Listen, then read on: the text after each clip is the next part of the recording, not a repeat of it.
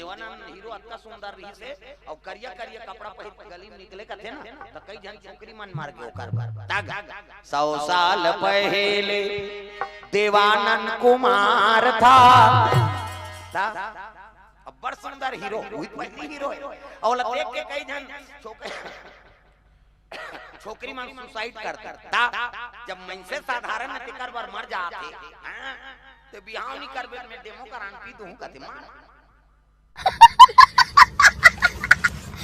तोर भाग्य में नहीं है तेरे थोड़े पापे आजकल उसने चला तेरे भाई देखो ये जीवन समाप्त मत कर जेकर बार मरना है तेकर बार मरत नहीं हां है नहीं अब जे आज रहा भी मरा है तेकर बार मरत ये बात है आचरण का है तेरे नहीं देख आजकल अति चला है नहीं वो रोज सैलून जाते हो साफ सफाई करवा मन माने कई ठन क्रीम निकल गए आज था उसने चुपर के लाल लाल दिखा थे जोरदार है वो बीमार है वो जल्दी चर्म रोग होई